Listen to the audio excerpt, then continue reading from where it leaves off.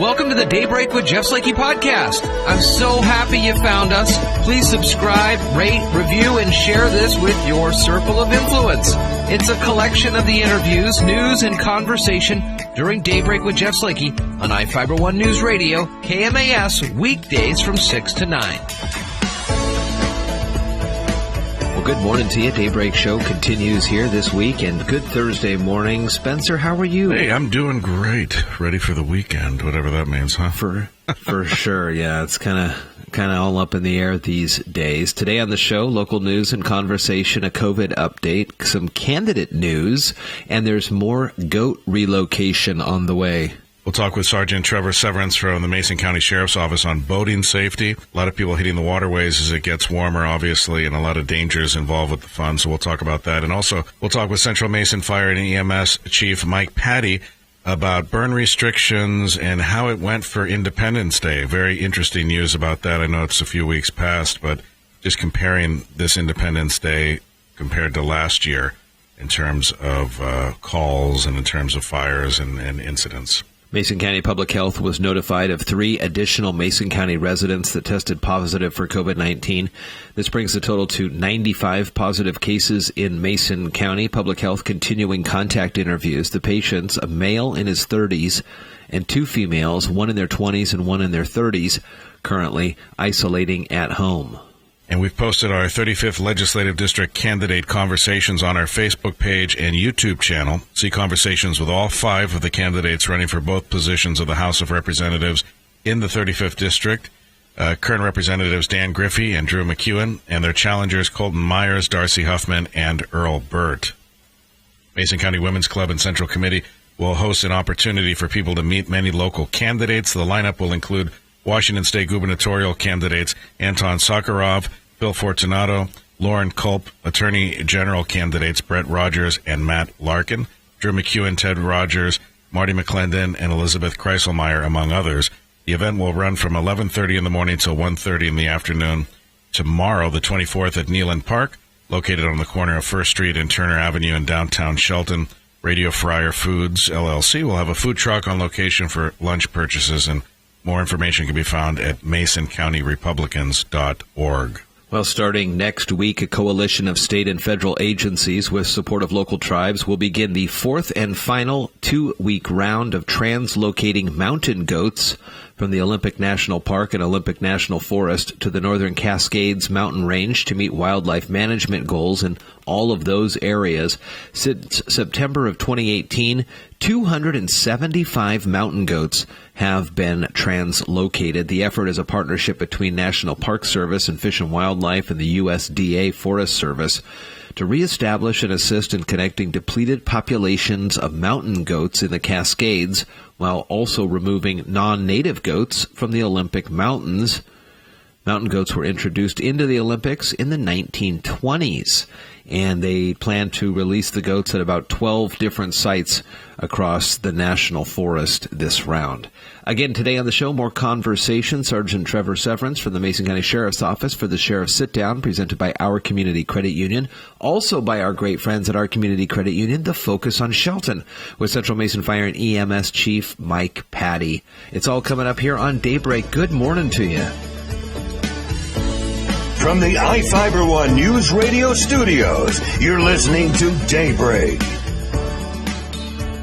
Welcome back to Daybreak. Spencer Hughes and Jeff Slakey here with a very special guest in studio for our focus on Shelton.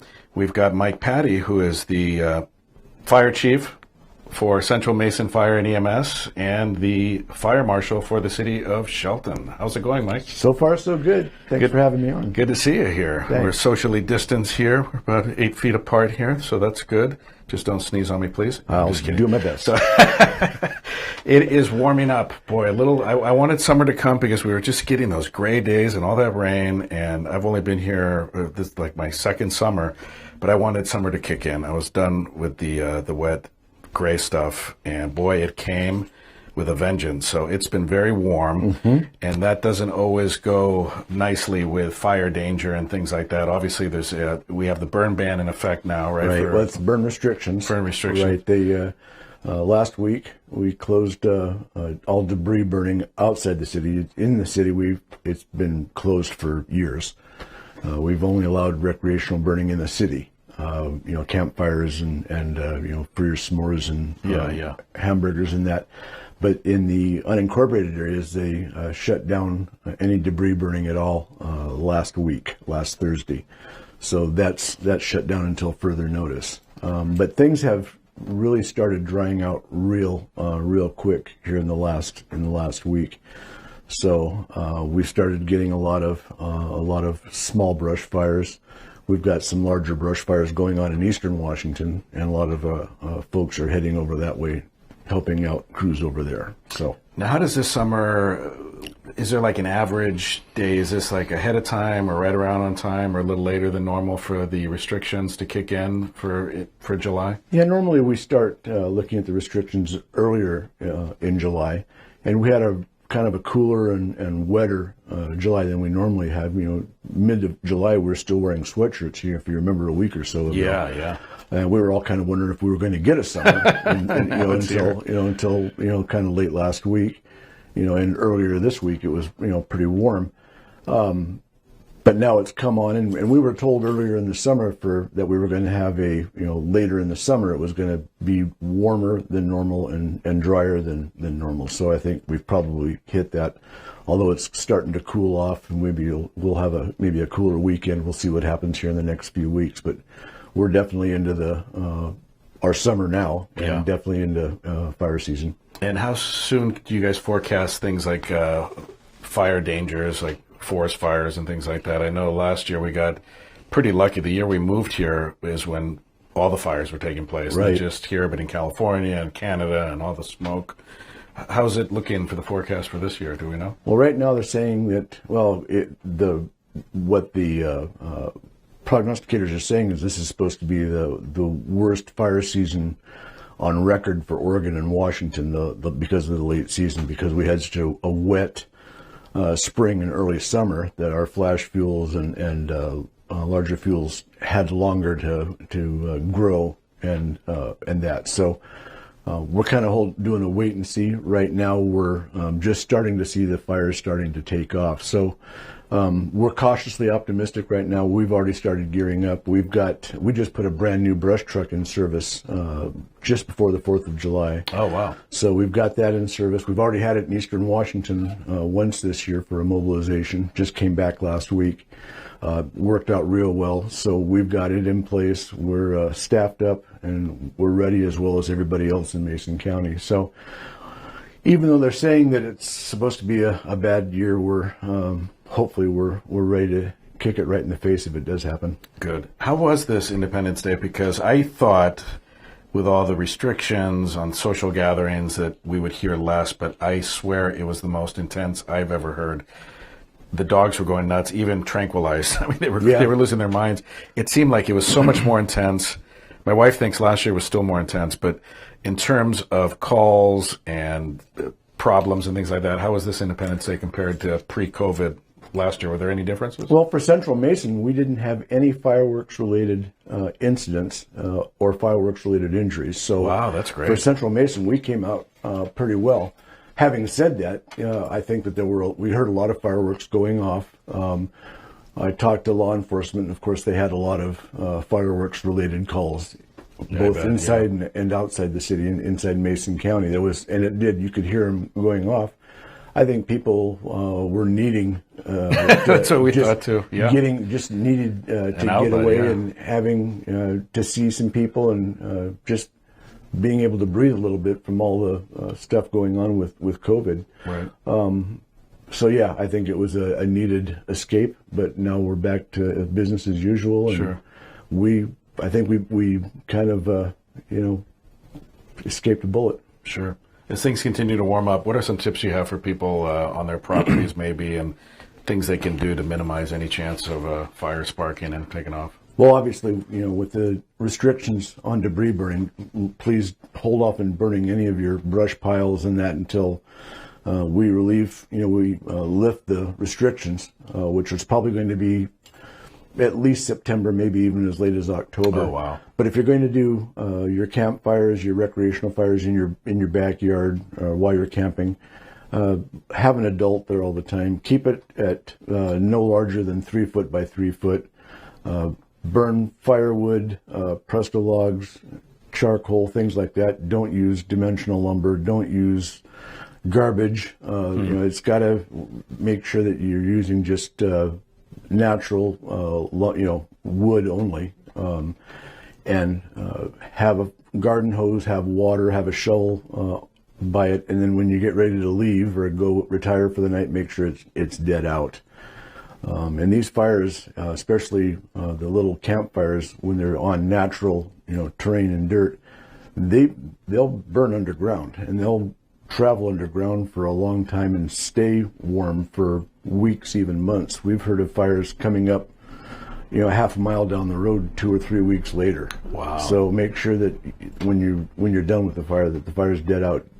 Dig it up, turn the soil over, put more water on it, dig it up again, make sure it's dead out, because you don't want to have a fire come up, somewhere else on your property a week or two later. Absolutely. One thing that we noticed too is the boys, my in-laws got us a fire pit, which was nice, and they were doing the s'mores and hanging out and chatting by the fire, and the wood we started burning must have been wet. Is it wet wood what smokes? Because Right. it was smoky. Right. It was a smoky campfire, and that may be something people don't take into account either. It's just that that's not good for your health, obviously, to be breathing that stuff in. It's better to get the driest, right? I mean, you want to make sure that wood's dry. Yeah, and even if it's just been down, you cut the limbs off of some trees in spring, may not have had enough time to season yet or dry out. Just because it's still naturally cut wood, it's still got to be seasoned or dried out enough. You cut some maple limbs or stuff like that and put it on your wood. It's going to smoke. And even if it's a legal fire, it's a recreational campfire, it's legal size, it's far enough away from your house, you've met all the requirements. Right. If it's putting out enough smoke to where it's bothering your neighbors or obscuring vision, and we get called, you're going to have to put it out. Even though it's a legal fire, if it's bothering your neighbors, if it becomes a hindrance to your neighbors or others, we can ask you to put it out. We will, or DNR will. And if DNR asks you to put it out, it'll usually come with a fine. So please, if your fire department asks you to put it out, please do so. Absolutely. Fire Chief for Central Mason Fire and EMS, Mike Patty, joining us, and the Fire Marshal for the City of Shelton as well. Always good to see you. And this is the first time we've had a chance to chat since, face to face anyway, through all this. So it's good to see you again. It's good seeing you guys. I appreciate the invitation. Absolutely. Hopefully things will continue to normalize here in the county and beyond. And we'll certainly hope so. Have you on again soon. Yeah, thanks a lot for the invitation. Thank you. You're listening to Daybreak with Spencer Hughes and Jeff Slakey, and we will continue just ahead. You're listening to Daybreak on iFiber One News Radio. And good morning, Spencer Hughes and Jeff Slakey here with you on Daybreak. And we have for our Sheriff Sit Down, brought to you by our friends at our Community Credit Union, Sergeant Trevor Severance with the Mason County Sheriff's Office. Good to see you, Trevor. Good to see you. Thanks for coming in here. And it is warm. It has been actually hot. We moved from Northern California where it's about 20 degrees hotter, but it's still hot for Washington temperatures. And of course, as it warms up, people hit the waterways, and there are many in our county and in our state. And that involves a lot of fun, but also a lot of risks. And a lot of people are taking a lot of risks out there, it seems. Well, like you said, summer appears to finally have arrived this year. I was hoping it would show up. Wasn't sure. Yeah, it finally did. We've got, we have a large amount of recreational water areas, whether it's inland lakes, rivers, and a couple large lakes in the Hood Canal, Puget Sound. So we become a mecca for outdoor and water recreation, especially when it gets hot. I just, over the weekend, was working up at Lake Cushman along the day use area between Big Creek and Staircase, and Unfortunately, it was kind of a disaster area. There were so many people up there. The dumpsters were overflowing and stuff. And it's something we patrol on contract for the Forest Service to help them mitigate the problems that happen up there around Party Rock and stuff. Sure. As it gets hot, more people want to get close to the water, and they come from everywhere. And the one thing that's always been interesting to me is, and I've never operated a boat, but with cars, it's hard enough with cars, but we have our lanes, we have our signal lights, we have the laws and seat belts and things that we kind of know as drivers. We kind of take it for granted that we know all this stuff in the back of our head. With boats, not so clearly defined, perhaps. A lot of people think you can just get on these watercraft and just hit the waters, and there's really nothing else they need to think about, but there is quite a bit. There's a lot of rules to navigation, and when you get your mandatory boater safety education card that everybody is required to have, with some exceptions, younger children and older people are exempted in certain circumstances, but there's a lot of rules that which side direction you need to yield the right-of-way to, who gets the right-of-way. In Mason County, a lot of people don't know there's an actual traffic pattern on all of our lakes, and it's counterclockwise. Wow. Everybody's supposed to go counterclockwise. Not everybody knows that, and it's obvious when you sit and watch a lake. I spend a lot of time at my friend's house on the Wattsel watching the chaos ensue as people are trying to pull their tubes, pull their skiers, run their jet skis, and not everybody understands the traffic patterns because they don't all come from here. That's not a state law or a federal navigation. That is a Mason County ordinance. And I would imagine alcohol plays a big part, especially with the hot weather and people having fun and summer finally kicking in. What are the regulations with that in terms of alcohol on board a vessel? There can be alcohol on board on the vessel. People can drink while they're out boating, but a BUI, a boating under the influence, is just like a DUI. So the operator of the boat needs to be sober, and that's how we stay safe. And the operator's drinking, there's enough, as you said, things that can go wrong. Cars are pretty good. They stay on the road. They don't do too many things that... Yeah. Without user input. Boats have the input of the water, the input of the wind, the input of the waves. Everything has an effect on how that boat steers, so they can be much more dangerous if you're impaired. Not to mention everything that's in the water, too, from swimmers, kayakers. My mother-in-law took the kids out the other day kayaking. Weather can change very quickly, correct? Especially the winds and the tides. Yes. Let's talk about that a little bit, because obviously they all had life vests on, and sometimes kids will struggle with that. Ours didn't, but a lot of them, once they're strong swimmers, think, why do I need a life vest? That's for little kids. Let's talk about the weather changing fast and also why it's so important for life vests, even if you are a good swimmer. Particularly on the saltwater bodies here. And Lake Cushman and Mason Lake can be affected. They're larger. Our smaller lakes, not so much. But the weather plays a big factor, and it can change in moments. On hot summer days where there's not a lot of clouds and stuff, no, but you get towards the evening time, the wind comes up, and it will change things. Hood Canal traditionally has quite the bit of wind that comes in the afternoon coming out of the mountains as it drops down the valley, and it hits the stretch from Skokomish River up towards Brennan, and even on a summer day like this weekend was, you could see whitecaps in the afternoon when that wind starts coming through there. And kayakers, human-powered vessels can struggle a lot if you're trying to paddle into the wind. You get exhausted, you're out in the weather, and you're not hydrating. Nobody packs enough water when they're out on a boat, especially a kayak, because you don't have any room. Salt water you can't drink. The salt air starts to dehydrate you, so you get a lot of exposure issues that come with that. Life jackets, especially for paddle sports. The majority of the fatalities that we're seeing in the boating community in Washington State is coming from paddle sports. Last year, there were 4 of them across the state in 1 week. Wow. The vessels are harder to deal with. Like you said, the weather conditions, the water conditions, and people disregard wearing a life vest. And especially on the paddle sports, you don't have much of a vessel to deal with if something goes wrong, if it capsizes, if you get trapped. And you can knock your head. Anything can happen. Yeah, there's so many things that can happen on the stand-up paddle boards as well. And actually, if you're on saltwater, it's required to have one. It's federal navigation rules that you have to have one, even on all your paddle sport stuff. Even stand-up paddle boards have to have some sort of life safety device and a whistle. So every vessel has to have a life vest for every person on board? Yes. And what about like fire extinguishers, things like that? Is that mandatory? Fire extinguishers, there's a whole list of requirements, and the state parks has a great website under their boating program that lists all the requirements. I didn't happen to bring my cheat sheet because as I'm doing vessel inspections, I literally have a checklist so I can remember. Some sort of signaling device, a whistle or air horn or the boat horn. Just because you can whistle really loud doesn't count. Life vests for everybody, a Type 4 throwable flotation device like the seat cushion or the floating ring, fire extinguishers, We definitely recommend some sort of alternative power source like oars, paddles. If your boat dies, it's a boat. Sure. Boats break more than anything I ever know. Even our sheriff's office boats we're constantly doing maintenance on. Those are some very key things that you have, and there's even a carbon monoxide sticker near the engine is required. Wow. The weight over limit plate on the boat is required. And that's another thing is overloading boats. Overloading boats is extremely dangerous, and there's a pretty hefty penalty that comes with it because you're putting too many people on that boat, exceeding the capacity of what the boat can do, and it puts it in very unsafe, unstable conditions.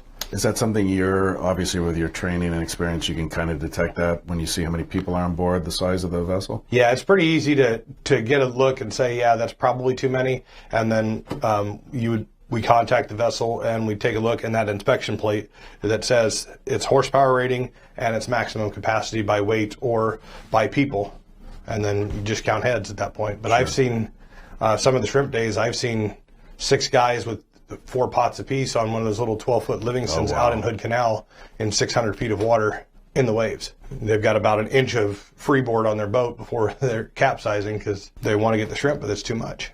Too much weight, too many people. Well, we want people to have fun out there. The weather is warm and downright hot some of these days, but just be careful, folks, and follow the rules and be safe out there for yourself and for other vessels out there and swimmers and kayakers. And we have a beautiful area, a lot of people hitting the waterways, and we need to be safe. So thanks for the tips. You're welcome. Sergeant Trevor Severance from the Mason County Sheriff's Office joining us here on Boat Safety. Spencer Hughes and Jeff Slakey on iFiber One News Radio and Daybreak. From the iFiber One News Radio studios, you're listening to Daybreak. Once again, good morning to you. The Daybreak Show continues here. Jeff Slakey and Spencer Hughes. Good morning, Spencer. Hey, good morning. How you doing? I'm doing well. We talk a little bit about the screen time jumping for kids, 500% during the pandemic, but adults as well are using the internet. And one of the things on YouTube, it's not just music videos or video game walkthroughs or things like that. People use the YouTube for a lot of how-to videos, and that's like, bake a cake or play guitar or train your dogs. Magnet fishing. Magnet fishing, of course. Lots of folks still hunkered down. This company named Vision Direct wanted to know which videos or how-to videos are the most popular. So they did a survey. And what are some of these results here? I like this one. Yeah, so it looks like they found that half of the people would rather do a Google search or watch a tutorial video than actually ask someone how to do something. 82% are using their time under lockdown to perfect a skill like playing guitar, learning a new language, and the top 5 how-to searches were found to be how to get stains out of clothing. That's always a good one. Oh, yeah. How to make a face mask, how to tone body parts and get in better shape. I haven't been watching those. How to improve gaming skills, and how to apply makeup. Interesting. Pretty interesting. More than 4 in 10 use how-to videos for personal well-being. Oh, I like that one. Grooming is a key component on this one. A third polled said their searches are on the topic, how to cut hair, how to do nails and stuff like that.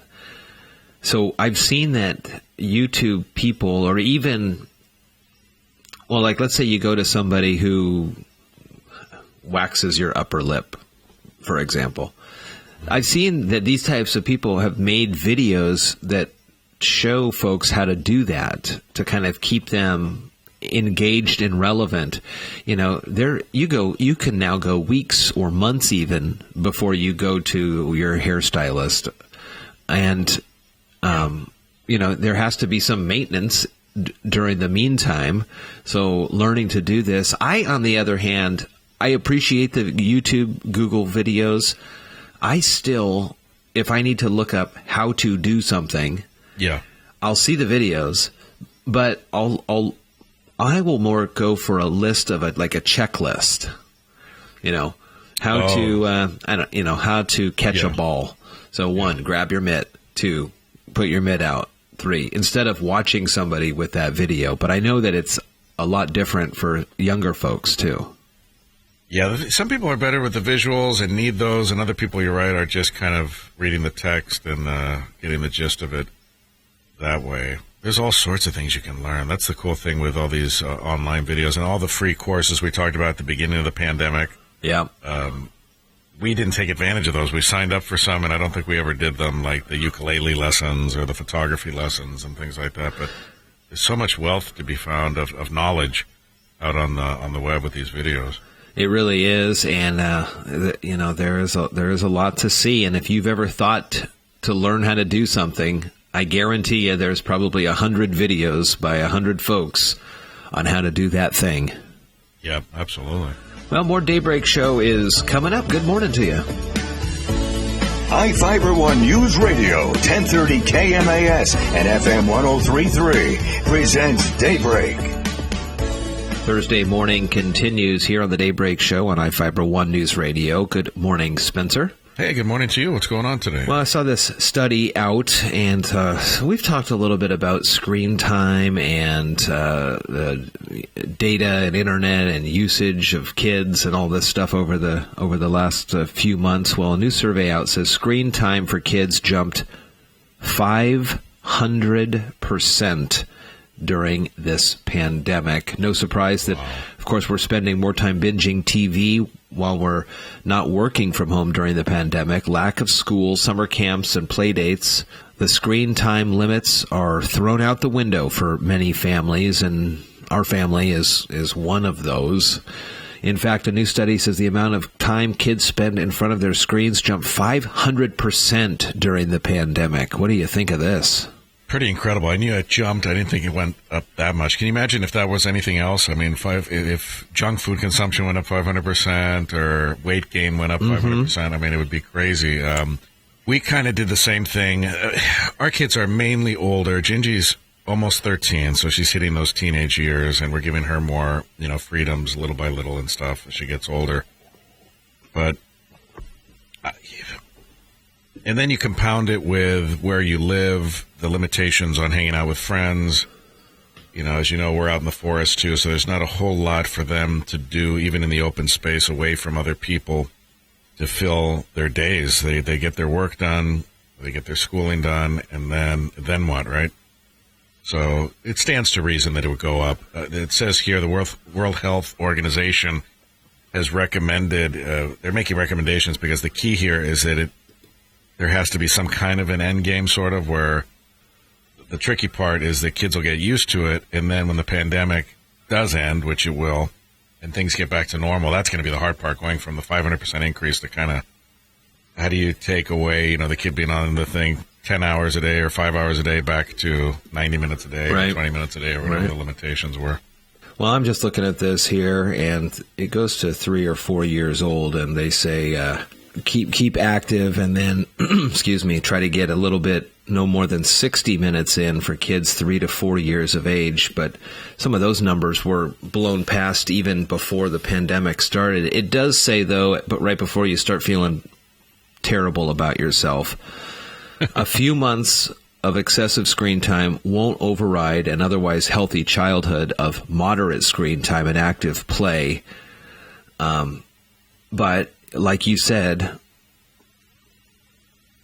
keeping it readily available, and then one day you say, well, back to school, no more screen time or something, that would cause huge fights. Yeah. Oh, yeah, because we get into these habits, the adults too, where we get used to maybe sleeping in because we don't have to commute, or going to bed later because we don't have to get up so early. And then at some point, our bodies and our brains have to adjust. It is, it's tough, and, it's just a tough trend as I look ahead to the start of this upcoming school year. How will that all work? I know they're starting to come out with plans across the country, and locally we're going to start hearing more about them. But if parents are stuck either at home working or back in the office working, and kids are only going to be in a classroom maybe 2 or 3 days a week, that extra time to fill for kids under 10, you have to really be engaged with them the whole time. Over 10, they can kind of play with their own, left to their own devices, but still you don't want it to be an overabundance of freedom. It's just a really tricky time, and if we're moving into the fall and things past is prologue, so we look at what we've done the last few months, and you can only assume, unless things change majorly, that's how it's going to be in the next upcoming few months. You know what I'm saying? Yeah, no, exactly. And just kind of technology, everything's kind of changed. Childhood has changed too. I mean, certainly when I was a kid, when we were kids, you'd curl up and read some comic books, or you'd go up into the tree fort, or you'd go ride your bike. And I mean, just a lot of that stuff is just different by the way things are today too. Sure. Well, I mean, if you can at least intermix it in with some educational, different types of Khan Academy or whatever, ABC Mouse, some sort of learning, maybe try to trick the kids into learning, by watching something scientific, or, it's just really tough. But again, don't feel bad about yourself if this is what you've had to do. We all have to adapt, and I'm the first to admit that all three of us here probably have way too much screen time. But it's been a very difficult challenge to build a new routine during all this. It's just you guys have been building up your islands too, though. On Animal Crossing. I mean, that takes time. I mean, that's why I say our screen time is probably more than it needs to be. It tells you on there too. Don't look too carefully. No, it tells you how much time. I've looked, because I get emails every week and once a month on the amount of usage time on those Nintendo Switches, and they are not pretty. You delete them conveniently. Not pretty numbers. All right. I didn't mean to delete that one. All right, more Daybreak Show coming up. Thank you so much for listening to today's Daybreak with Jeff Slakey podcast. Again, I'm so happy and honored you found us and chose to listen. Please subscribe, rate, review, and share this with your circle of influence. It's a collection of some of the interviews, news, and conversation during Daybreak with Jeff Slakey on I-501 News Radio KMAS, weekdays from 6 to 9. Thank you so much again, and talk with you next time.